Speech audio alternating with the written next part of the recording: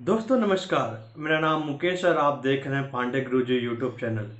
इस वीडियो में हम बात करेंगे कि यदि आपका एक्सपीरियंस मोर देन 5 ईयर्स है, 10 ईयर्स है, कितने भी एक्सपीरियंस है और आप नॉन आईटी बैकग्राउंड में काम कर रहे हैं, जैसे कि आप बीपीओ सेक्टर में हैं या कोई भी सेक्टर में है, मार्केटिंग में है, और आप अपना करियर को मूव करना चाहते हैं आईटी में, क्योंकि अभी इस जो भी सिचुएशन कोविड सिचुएशन में है, हर एक फील्ड पे इफेक्ट हो रहा है। बट एक ऐसा ही फील्ड है आईटी फील्ड, जहाँ पे लोग वर्क फ्रॉम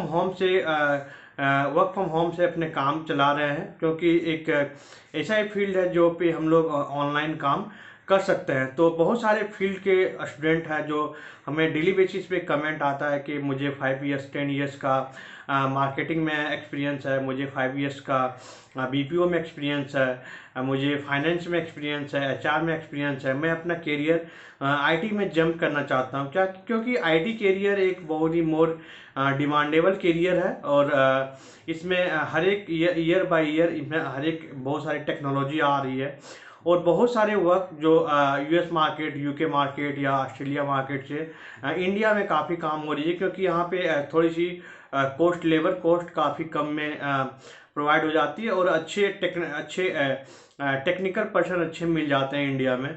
इसीलिए काफ़ी बिजनेस इंडिया में मूव हो रही है as compare to last 5 to 10 years. तो एक काफ़ी अच्छी इंडस्ट्री है IT industry, information technology industry. तो मुझे डेली बेसिस पे मैसेज आती है कि कमेंट आते हैं कि मुझे कैसे इस आईटी मूव करियर में अपना करियर को मूव करें। तो इसी को लेकर मैं एक वीडियो बना रहा हूँ, आपको कुछ सजेस्ट कर रहा हूँ। तो उससे पहले यदि आप हमारे चैनल से नहीं जुड़े हैं और हमारे course SQL with database and Python interview preparation को इनरोल नहीं किए हैं, तो वीडियो के डिस्क्रिप्शन में लिंक दिया हुआ है, वहाँ पे जाके आप आज ही कोर्स को इनरोल करें। मैं काफ़ी लो कॉस्ट में कोर्स प्रोवाइड कर रहा हूँ, ताकि आप लोग को हेल्पफुल हो। इस सिचुएशन में आप घर बैठे कुछ हमसे सीख सकते हैं। तो चलिए स्टार्ट करते हैं। तो कुछ पॉइंट है जो आपको फॉलो करना है करियर बनाने के लिए आईटी में। तो सबसे पहला है कि आपको कोड डेडिकेशन देना पड़ेगा। जैसे कि बहुत सारे स्टूडेंट क्या करते हैं कि कुछ प्रॉब्लम आती है या कहीं से भी वो दिक्कत होती है, तो अपने कुछ दिनों के लिए वो घबराहट से वो क्या सोचते हैं कि मुझे आईटी में करियर बनाना है, या कोई रिलेटिव उनके आईटी में अच्छे पैसे कमा रहे होंगे, तो वो 10 to 15 डेज के लिए बहुत एक्साइटमेंट हो जाता है। तो वो बोलते हैं कि वो प्रोग्रामिंग लैंग्वेज में इनरोल कर लेते हैं, और आफ्टर 15 डेज वो उसको छोड़ देते हैं। तो सबसे पहले आपको कोई करियर बनाना है, तो आप सबसे पहले डिसाइड कर लें कि हाँ मुझे करियर बनाना है। तो आपको कंसिस्टेंट करना पड़ेगा। आपको मिनिमम, यदि आप इस फील्ड में नए हैं, तो मिनिमम आपको 6 मंथ आपको कंसिस्टेंट आपको टाइम देना पड़ेगा। आपको 6 मंथ में आप जो भी प्रोग्रामिंग लैंग्वेज चूज किए हुए हैं, जैसे कि आप एक डेटाबेस डेवलपर ही बनना चाहते हैं, एक डेटा साइंटिस्ट ही बनना चाहते हैं, एक डेटा एनालिस्ट ही बनना चाहते हैं, तो आप उस पर रिसर्च कीजिए कि क्या क्या प्रोग्रामिंग लैंग्वेज उसमें सीखने की ज़रूरत है, क्या क्या सीखने की ज़रूरत है, उसको आप एक लिस्ट बनाइए। तो लिस्ट बनाने से क्या होगा कि आपको हर एक लिस्ट को 1 by 1 आप उसको प्रिपरेशन में आपको जाइए, और आपको कंसिस्टेंट आपको वो 6 मंथ तक आपको प्रैक्टिस करना है। आपको डेली बेसिस पे काम के साथ उसको रिवाइज भी करना है। तो कंसिस्टेंसी नहीं रहेगा तब तक आप कोई भी फील्ड में आप जॉब नहीं ले पाएंगे।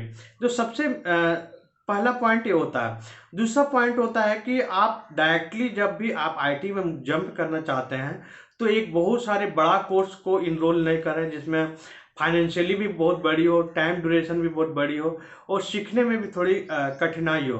तो वैसे वैसे कोर्सेज को चूज नहीं करें, क्योंकि कोई भी चीज़ होती है जहाँ पे आप कहीं सीढ़ी पे चढ़ते, तो हर एक स्टेप 1 by 1 लेना पड़ता है। तो हर एक स्टेप 1 by 1 लीजिए। जैसे कि आपको डेटा साइंस ही बनना है, तो आप सबसे पहले सोचिए कि मुझे डेटा एनालिस्ट कैसे बनना है। तो डेटा एनालिस्ट आप बन जाएंगे, तो आप डेटा साइंस में मूव कर सकते हैं। यदि आपको डेटाबेस डेवलपर बनना है, तो आपको सबसे पहले एसक्यूएल डेवलपर कैसे बने ये चीज़ सीखें। यदि आपको जावा डेवलपर ही बनना है, तो आपको बेसिक जावा के आपको प्रोग्रामिंग लैंग्वेज की आने चाहिए। तो ऐसे छोटे छोटे स्टेप जब आप लेंगे तो ये आपको हेल्पफुल होगा आपको करियर बनाने के लिए। तो बहुत सारे लोग डायरेक्टली डेटा साइंस जंप कर में इनरोल ले लेते हैं, या 2 लाख 3 लाख रुपए बड़े बड़े यूनिवर्सिटी के सर्टिफिकेट लेने के चक्कर में वो करियर ले लेते हैं, और वहाँ पे क्या होता है उन्हें समझ में नहीं आता, क्योंकि वहाँ पे आप उस कोर्स में आप एडमिशन लेंगे तो उस लेवल पे ही आपको सिखाया जाएगा। तो वैसे टाइप के कोर्सेज को न चूज करें, छोटे छोटे कोर्सेज को चूज करें।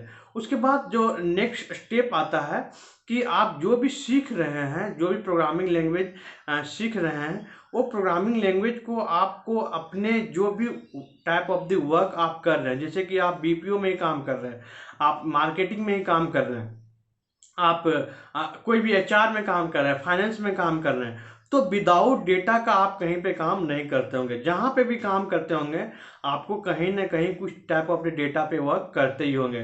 जैसे कि आप बीपीओ में काम करते हैं तो आप डेली ट्रैकर मेंटेन करते होंगे, कितने प्रोडक्शन दिए, कितने क्वालिटी क्या हुआ। यदि आप फाइनेंस में काम करते हैं तो finance type of the activity को मेंटेन करते होंगे। यदि आप एचआर में काम करते होंगे तो आपको एम्प्लॉय का इंफॉर्मेशन का सारे एक्टिविटी होता होगा।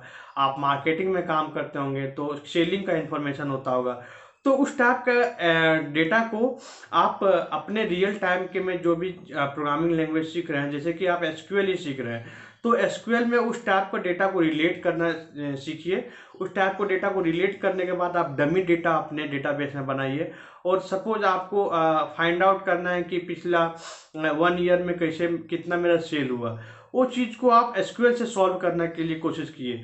तो नॉर्मली आप देखते होंगे कि आप जो भी सेल किए हैं और आपके डेटा को आपका मैच कर रहा है क्या नहीं, एसक्यूएल से आप निकाले हैं।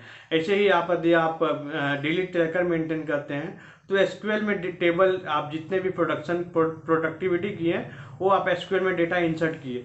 तो आप जब भी अपने काम को रिलेट करने के सीख जाएंगे, एक्सपर्टीज हो जाएंगे, तो आप अपने काम का ही एक प्रोजेक्ट को पुट कर दीजिए अपने प्रोफाइल में, और मिनिमम 1 से 2 ईयर्स का एक्सपीरियंस शो कर दीजिए कि नहीं मैं ये प्रोग्रामिंग लैंग्वेज अपने वर्क प्रोफाइल में काम करता था, यूज करता था, बट एडवांस लेवल पर नहीं काम करता था। इससे आपको जॉब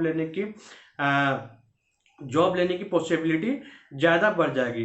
तो इस टाइप ऑफ द एक्टिविटी यदि आप फॉलो करते हैं तो काफ़ी हेल्पफुल होगा आपको जॉब पाने के लिए। तो मैंने 3 चीज़ डिस्कस किया।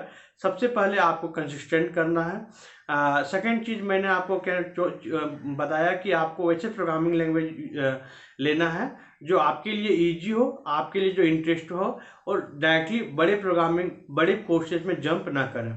तीसरा चीज़ होता है कि आप कोई भी काम जो कर रहे हैं उसको रिलेट करें।